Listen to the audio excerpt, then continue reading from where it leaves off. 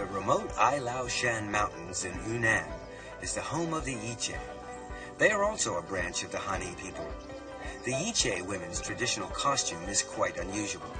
It is made up of a pair of shorts with a front opening blouse which leaves the right breast exposed. It's their everyday clothing, and it's not considered indecent.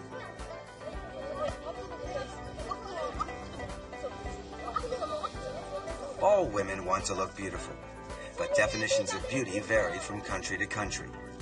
These girls have a natural beauty, something that no amount of makeup can provide.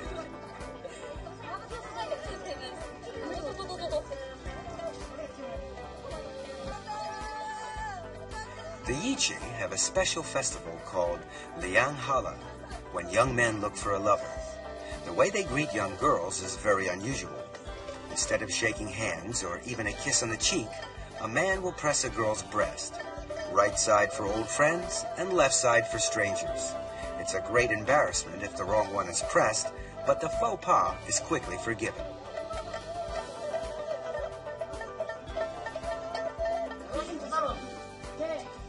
When a boy meets a girl outside, he will often invite her to a party. The number of boys is always the same as the number of girls, and they sit alternately in a circle.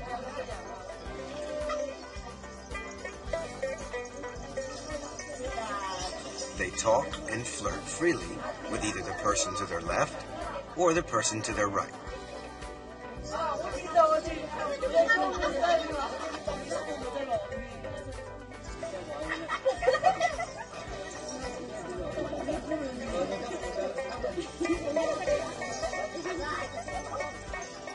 At first, they're shy and feel a little awkward, but after some wine, the ice breaks and everybody feels at home. By the time the meal ends, everyone is in high spirits.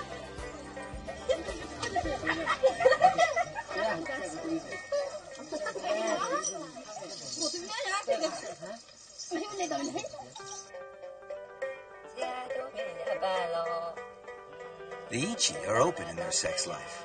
However, despite this, an illegitimate child is frowned upon. This is not much of a problem, as all girls are betrothed at the age of 4 or 5. They remain with their parents and don't live with their husbands until they are older and have given birth to a child. This shows that they are fertile. It's another example of a non-viral local residence. A bridal party readies itself for the big event. The smartly dressed girls here are only the bridesmaids.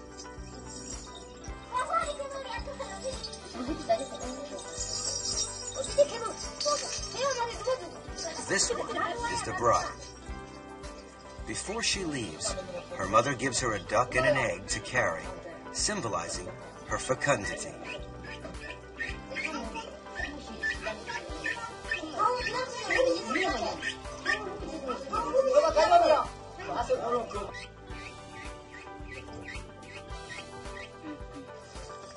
This man is being beaten as he is leading the party taking the bride back home.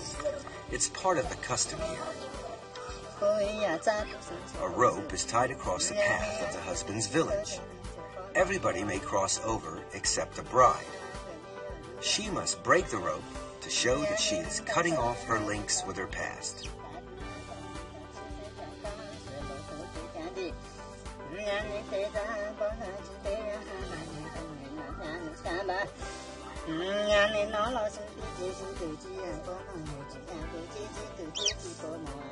On arrival, the egg is put on the stove, and the bride will share a bowl of uncooked rice with her new husband. From then on, they are married.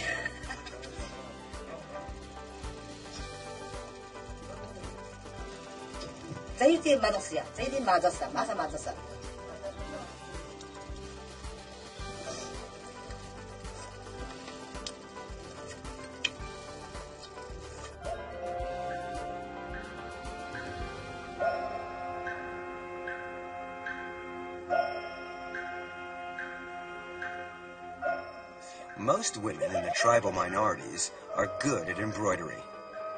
This is especially true of the white-trousered Yao. Like in many other tribes, they use it to convey love to the young men they admire.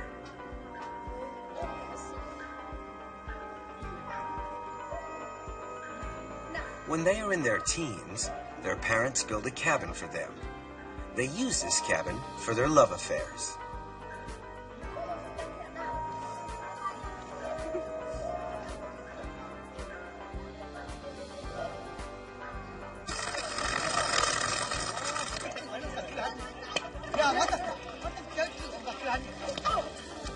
Contrary to what you may think, the long-haired youngsters playing here are all boys.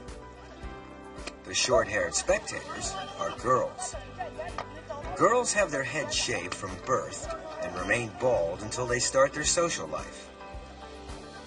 These novices still sport a short haircut.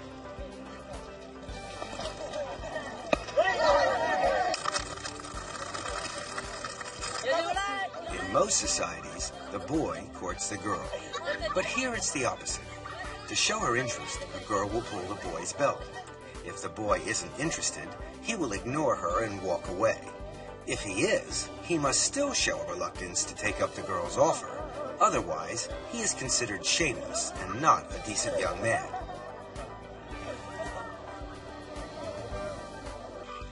If the girl wishes to take things further, she will take the boy home. Some boys prove to be more shy than others.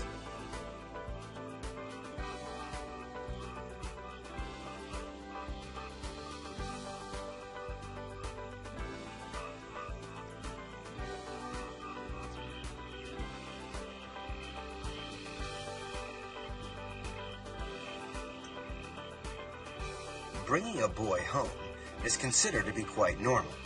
In fact, the parents feel honored to have a suitor in the house. On the other hand, if no boy comes, the whole family is disgraced. Though they are free in their sex life, the marriage is still subject to certain rules.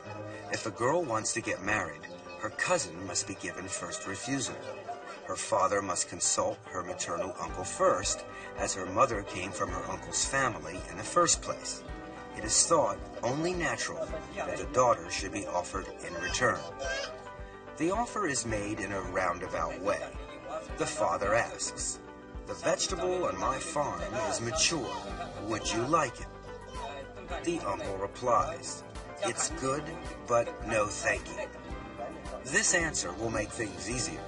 The girl is now free to marry the boy of her choice.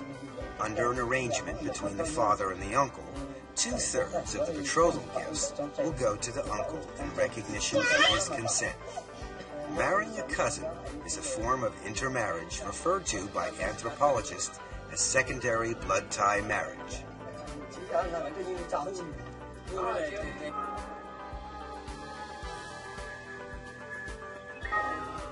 This practice prevails in the Va tribe too, although it is not allowed within a patrilineal family, nor within the same clan. It is even forbidden to marry someone with the same surname. If this code is violated, it is considered incest and regarded as an offense. As a punishment, the couple must buy a cow and slaughter it. The cow's head is cut off and put on top of the couple's heads to show repentance for this transgression. They treat the whole village to a share of the meat from the cow and pay for prayers to be said, as they believe that this crime may enrage God. They fear that the clan or even the whole village may be cursed otherwise. Thereafter, the couple will never see each other again.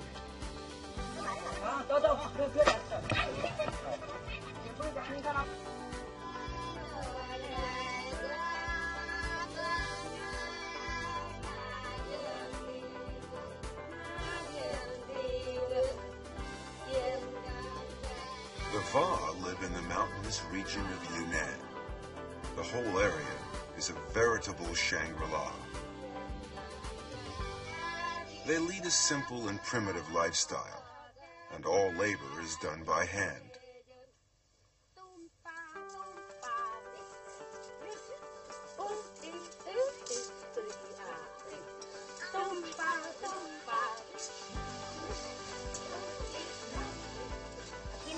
The women usually work stripped to the waist.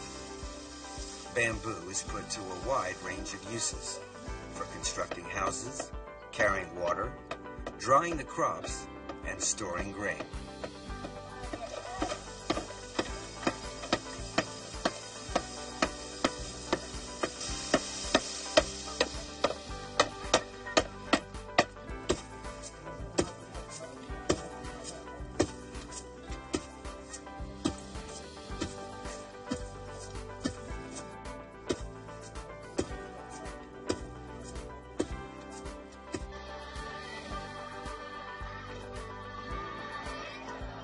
The Va practice free love. Quite often, young men will go out at night to drop in on their girlfriends. Sometimes they will go in twos and threes, or even in a large group.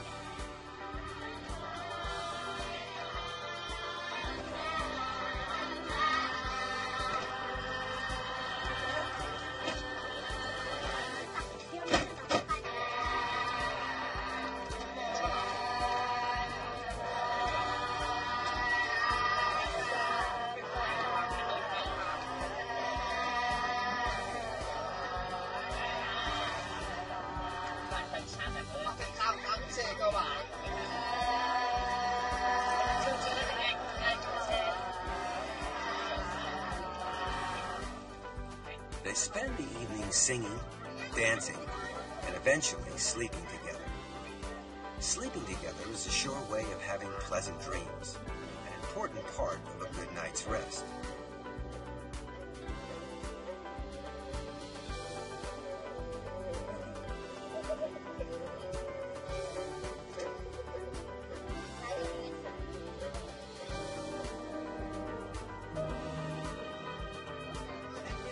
The next morning, the youngsters tell each other about their dreams.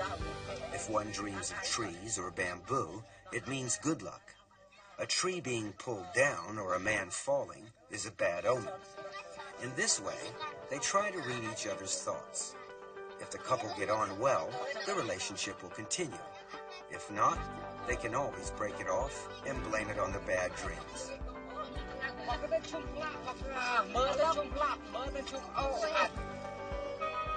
Matrilineal society flourished between 10,000 and 5,000 years BC. At first, people practiced group marriage, but slowly this evolved into polygamy. One example of polygamy is visiting marriage. This is practiced by the Moshu people of Yongning. This is a typical Moshu house. It shows the status of the Moshu woman. Women live upstairs, each having their own room. The rest of the house downstairs is occupied by the old folks and the young children. Adult males have no place in the home and are obliged to stay with their girlfriends at night. Those unlucky enough not to have girlfriends must rough it with the animals.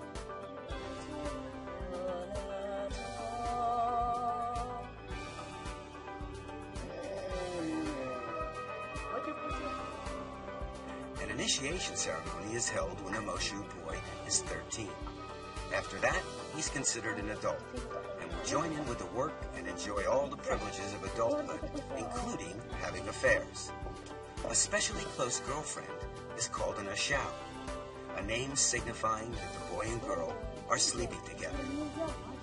Polygamy should not be confused with group marriage. The latter is between groups and is totally casual. The former is one-to-one, although there is still no formal bond, and partners may come and go.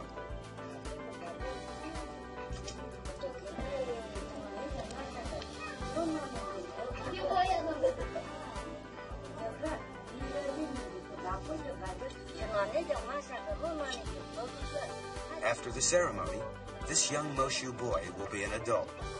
He is ready to take his first ashao.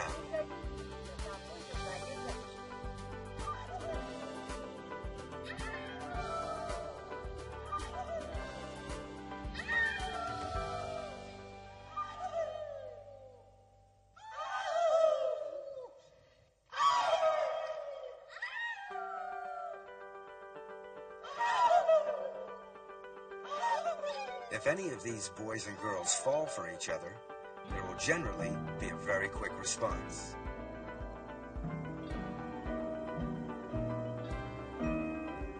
night, the young boy goes to the house of his new ashao.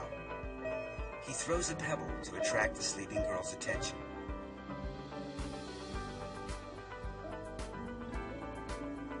The girl comes down and invites him upstairs.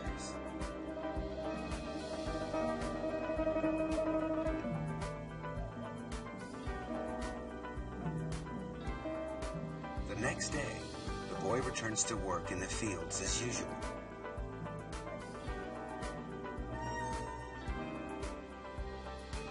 If he fails to come back the next night, then the affair is over. Likewise, if the boy returns and the girl refuses to open the door, the affair is over.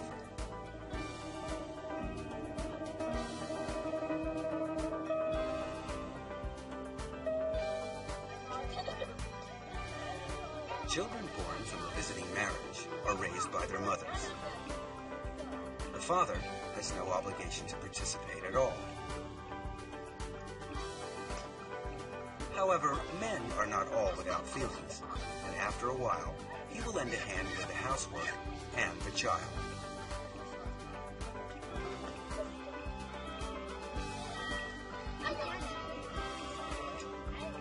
In the end, most couples will live together when they reach a certain age. The matrifocal family becomes a joint family, and the matrilineal family changes into a conjugal family.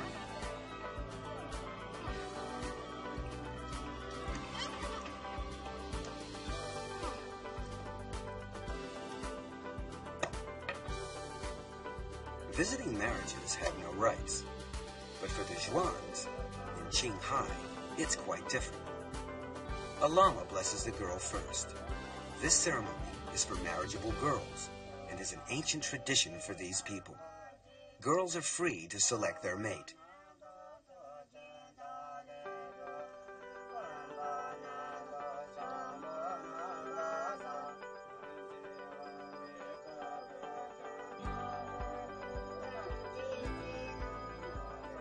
When it's time for the girl to change her clothes, she must wear 2 pearl necklaces at the back of her head to indicate the end of her maidenhood.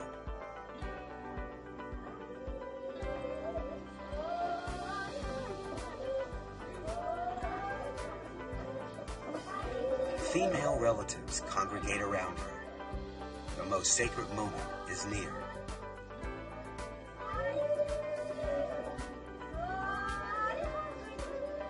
The closer they come, the lower the bride must hold her head. It's a religious ceremony called Dai Tian Tao, or marriage to the god.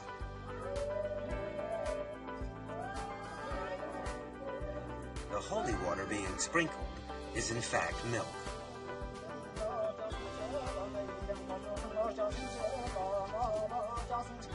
During the prayers, the bride's face is washed with holy water.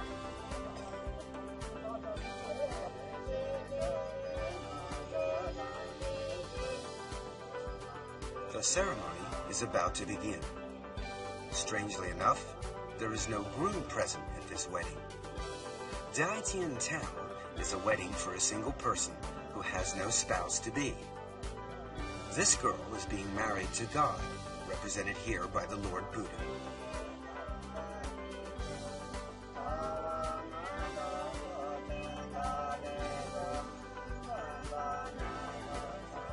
After the ceremony, the girl is free to have love affairs and to bring men home.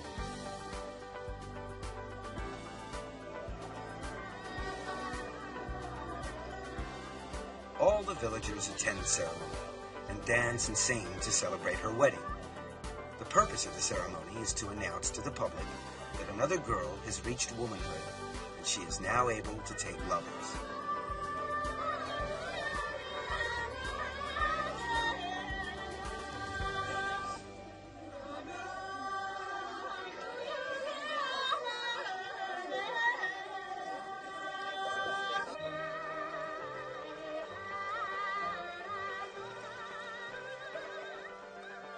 Now that she is married, she may indulge in the activity of jiao sang, having love affairs. It's a form of polygamy where the couple come together for a purely sexual relationship with no thought of family bonding. There is no right of exclusive access either. Each partner may come and go freely.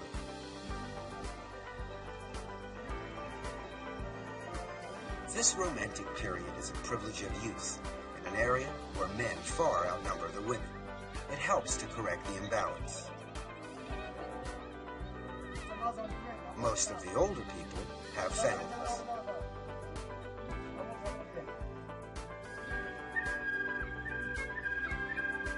The Miao tribe are a larger minority.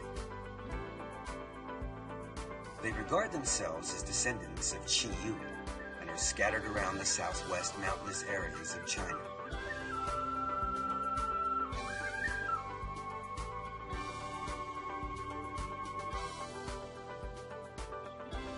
A hero's knot is considered the height of fashion.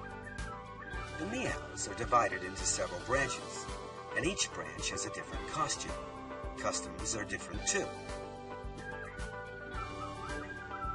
There are always festivals to celebrate. In some areas, there's a festival almost every month. And at these times, the Miao girls are especially busy. They dress up in traditional costume for the event. They don't get dressed at home, but bring along their costume to the festival where their mothers dress them in public. Everything of value is worn. Silver ornaments show off their wealth, whilst the intricate dresses are a witness to their handiwork. A pierced ear with a large hole is considered prestigious and is meant to attract admirers.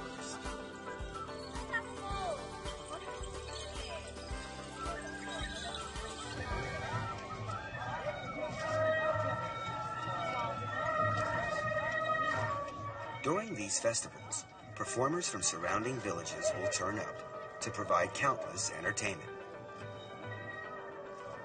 Today is the 8th of April festival.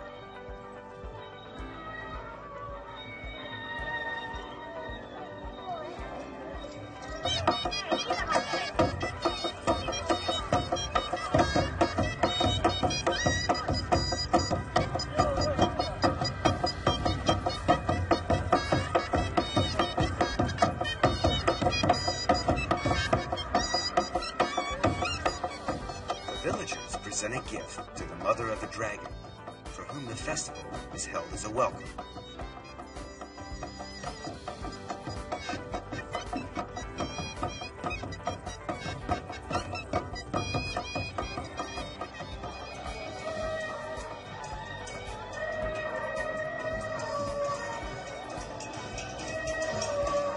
Like the Han people, Miao race dragon boats at the annual Dragon Boat Festival. The Miao legend surrounding this festival is identical to Han legend, except that they maintain Qi Yun was a Miao. Hunan is the Miao place of origin, and there are indeed historical records of a Miao army, so their legend is not based on fantasy.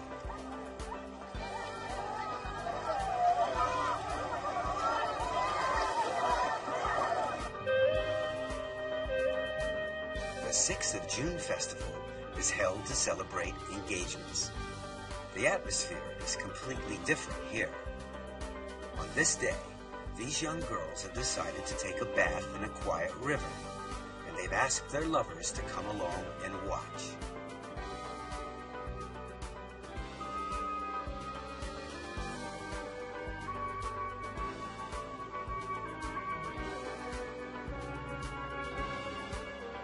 This boy makes a thorough examination.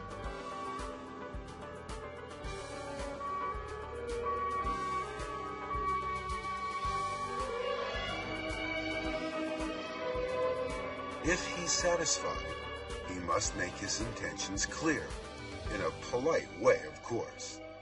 He pays her homage by presenting her with a red ribbon, a token of engagement. In receiving it, she accepts his proposal. Romance is truly international. Another festival is called Eating Maiden's Rice.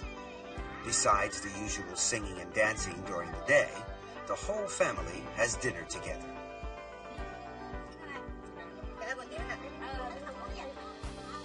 A song of toast is sung, and wine flows freely as the family enjoy the special feast that's been prepared, whose main dish is this colorful rice.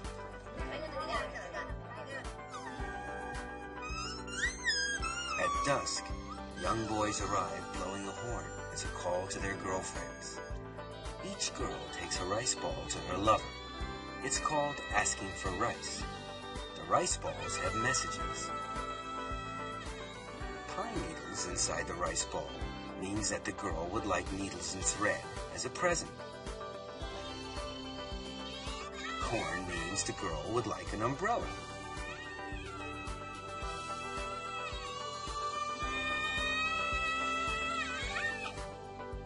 Two sticks bound together mean they'll never part. True love. If it's empty, it's bad luck. It means she's breaking it off. Meows will select their mate within the tribe. Two young persons meet on the road. They sing to each other to show their admiration. During the song, they find out about their respective backgrounds and see if the other is knowledgeable.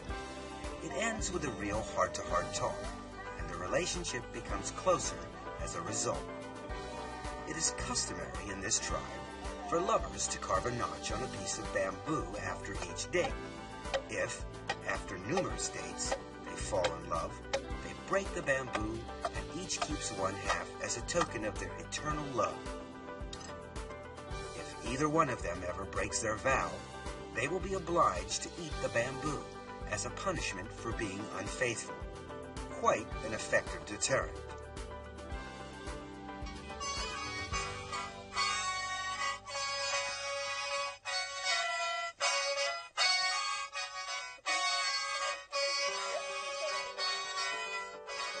The Gurja are a branch of the Meow tribe. They're experts at blowing the sheng, a long horn-like instrument. Under traditional rules, no blowing is allowed after the planting season. Otherwise, the seedlings won't grow. The correct time for sheng blowing is before planting, which is also the right time to look for a girlfriend.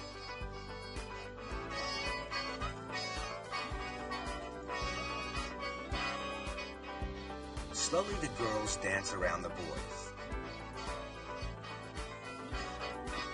Each girl holds a necklace in her hand. As they dance, the girls choose. They put their necklace on their favorite boy's sheng. This is called asking for necklaces.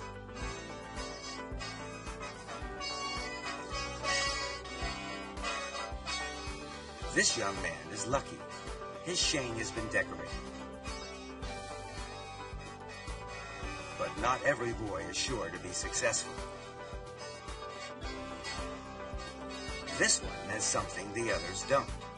He has 3 necklaces on his sheng.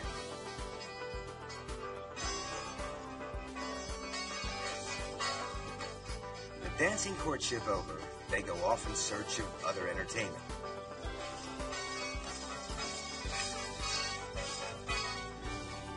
Leaving the unfortunate boy to curse his bad luck.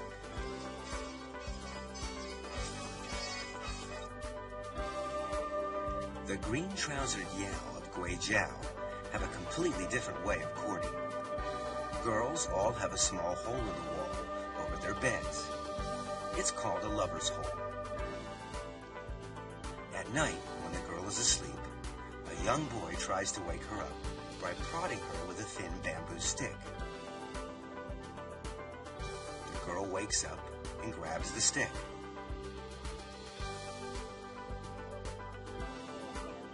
But she doesn't react favorably.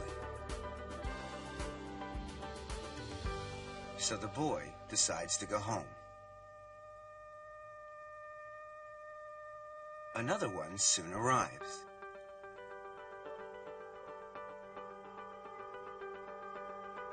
He repeats the same procedure.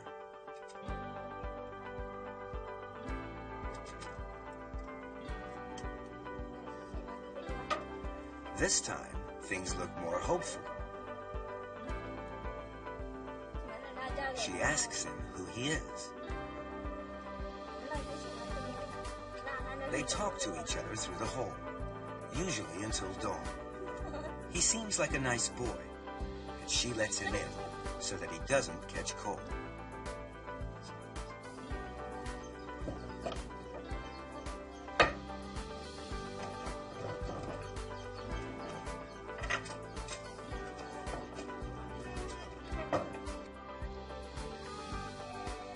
In every Meow village, there is a special place where young people can meet to date or just to talk. Normally, they date in the evenings, but when they're not too busy farming, they also meet during the day.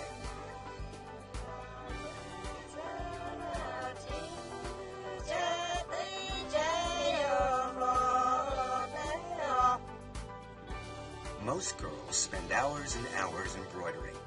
Those who can't embroider find it very difficult to marry. Free love is popular with the Meow, but marriage is still decided by the parents.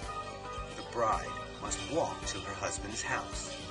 The whole party dresses up to show off their beautifully embroidered costumes, and it's often difficult to tell the bride from the bridesmaids.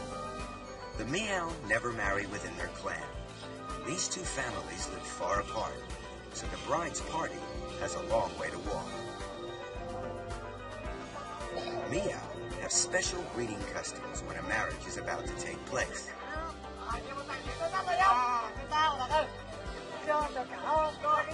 The villagers wait at the entrance to the husband's village and make the bridal party drink from an ox horn.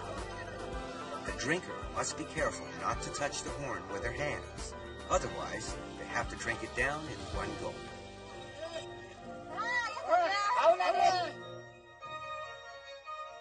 The bride is required to step inside with her left foot forward. This will ensure that her firstborn will be a boy. The wedding is very simple, with no real ceremony. The bride must carry water for her husband's family.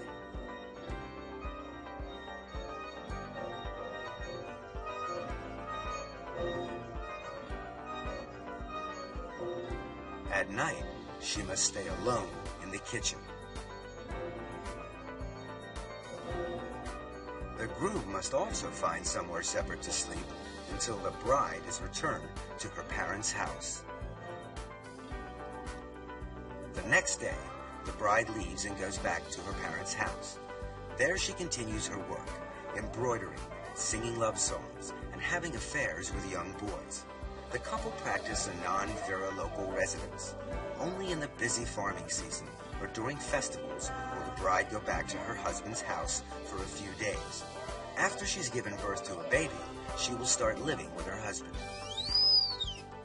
Another form of marriage is the secret marriage. This young couple haven't got their parents' consent, so the boy sends a group of his friends to collect the bride secretly. The bride is ready and packed. She goes off to a quiet place with her bridesmaids, where the wedding is to be held in secret.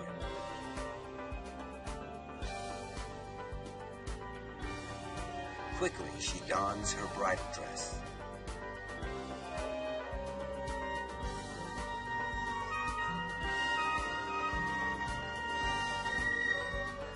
Some food has been prepared for the wedding breakfast. The event turns into a wedding and a picnic rolled into one.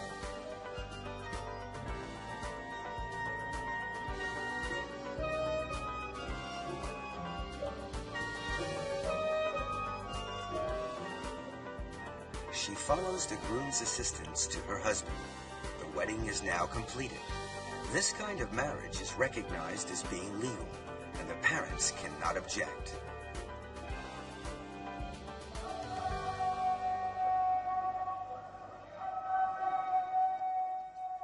The Uyghurs of Xinjiang are Muslim.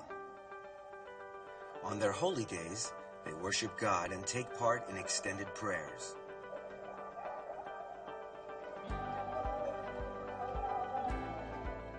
Only men are allowed inside the mosque. Women are strictly forbidden. Islam respects patriarchy and a husband's rights over his wife. Women are regarded as subordinate in all matters. Previously, they were obliged to wear a veil when outside the house. If they didn't, the punishment was severe. If a husband says, "I release you," he is considered divorced from his wife, and there is nothing that she can do about it. Islam allows polygamy. Their holy book, the Quran, says that a Muslim may marry the woman he loves and have 2, 3, or even 4 wives. An old-fashioned Uyghur marriage is very feudal in its traditions and is conducted according to Islamic law. The groom's father brings gifts to the bride's house the day before the wedding. The gifts include a cow. Understandably, he receives a warm welcome. Men and women are not allowed to mix unless they are kin, so the hosts are all men.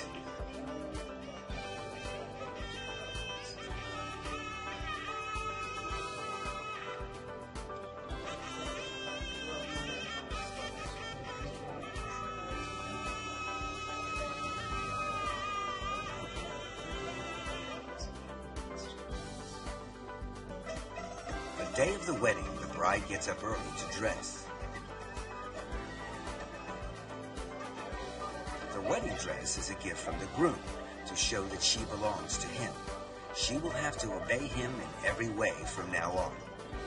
Friends and family come over to celebrate with her.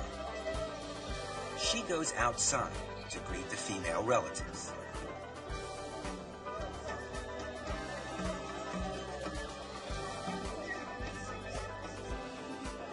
The wedding banquet is lavish.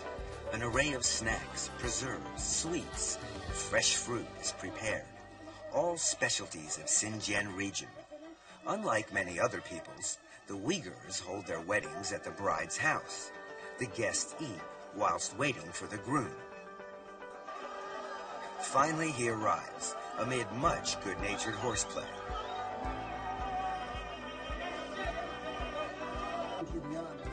A Muslim holy man conducts the ceremony.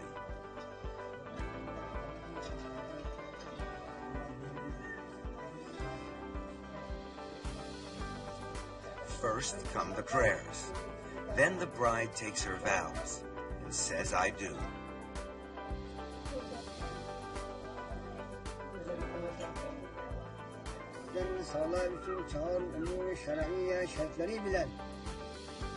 Then it's the turn of the bridegroom. Of course, he has no hesitation.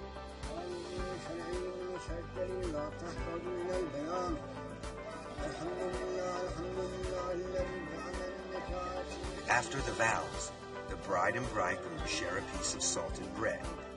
This symbolizes the hardships they will share during their married life.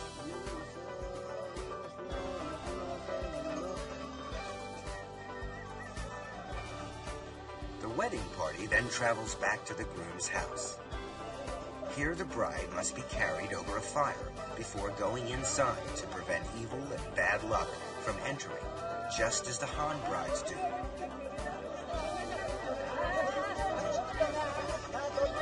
Dancing and singing continues in celebration of the happy event. The groom's sister takes the bride's veil, and the wedding is complete. Freedom, monogamy, and sexual equality are the characteristics of a modern marriage. The marriage laws stipulate that prescribed marriage, purchasing, and any acts interfering with marriage are forbidden. Both partners must marry voluntarily, with no pressure from third parties. Of course, love plays a very important part in any modern marriage, and having a love affair is seen nowadays as a prelude to getting married. In the countryside around Beijing, this can be seen happening wherever you look. But not everybody enjoys these romantic encounters. Some people find it difficult to find a partner. This is especially true in big cities. In Beijing, the worker syndicate has set up a Lonely Hearts Club with a computerized dating facility. This modern equivalent of a matchmaker tries to bring together those despairing bachelors with the mates they desire. The scheme has been very successful. The registration and procedures are quite simple. Personal particulars are noted, and of course, individual requirements. Then it's up to the computer to search its files for a suitable match. When one is found, a meeting between the two people can be arranged. First impressions are very important.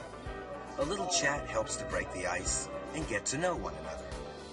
If all goes well, the relationship will blossom.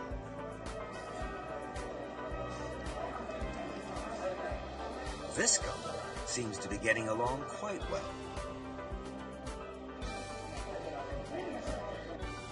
But some are too anxious to wait. They put up advertisements in the hope that prospective girlfriends will read them. Near the club, there's a love corner, where young hopefuls gather with the sole purpose of finding a boyfriend or girlfriend.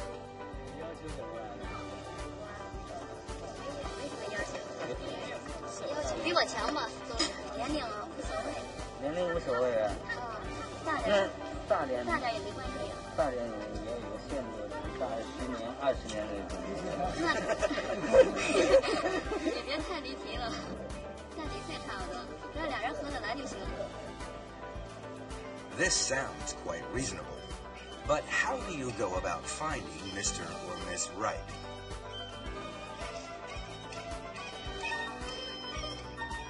Firstly, it must be someone you like. You must go right ahead and get straight to the point. Oh dear, never mind, try again.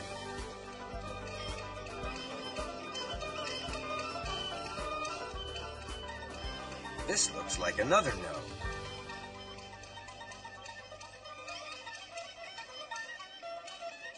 Ah, this looks more hopeful.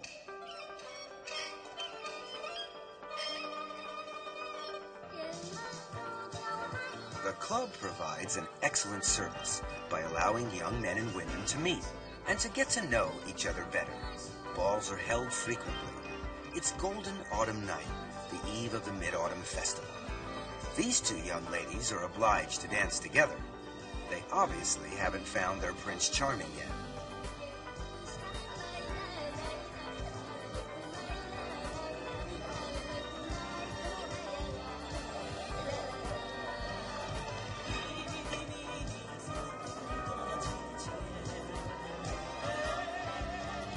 It seems her luck is in. She's found a handsome man. The ball is divided into sections. This section here is the pro-secondary section for intellectuals. There doesn't seem to be too much happening here.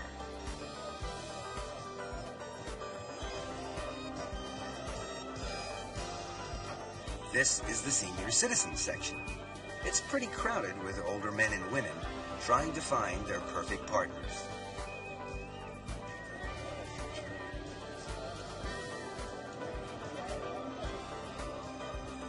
Finding Mr. or Miss Right is not very easy. So the staff does what it can to help. Who knows? Success could be just around the corner.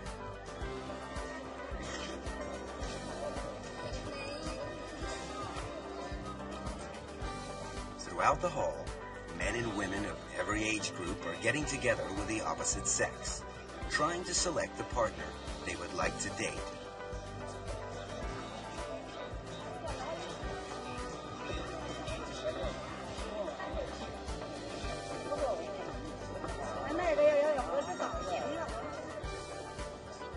Finally, the ball comes to an end. Partners take their time to say goodbye and exchange addresses to arrange further meetings.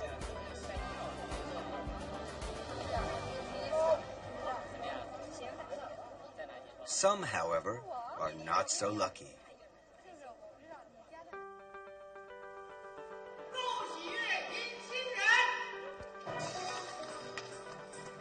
Soon after the Mid-Autumn Festival, the club holds a spectacular group wedding for 100 couples who have found their match.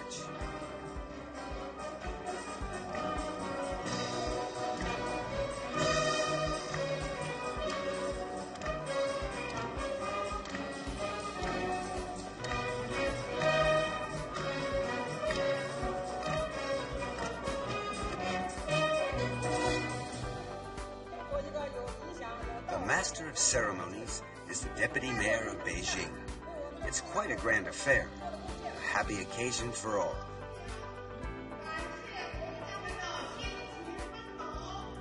The couples thank the dating service for their hard work.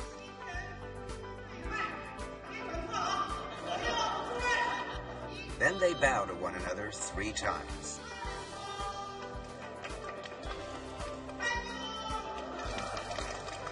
Hopefully, all love stories will have such a happy ending.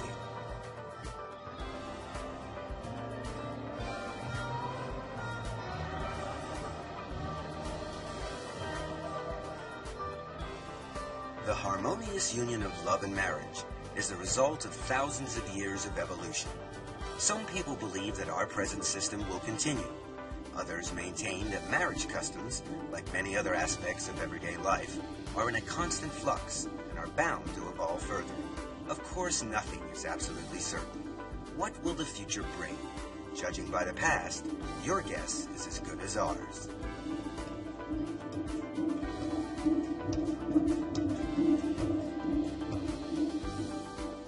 Yeah.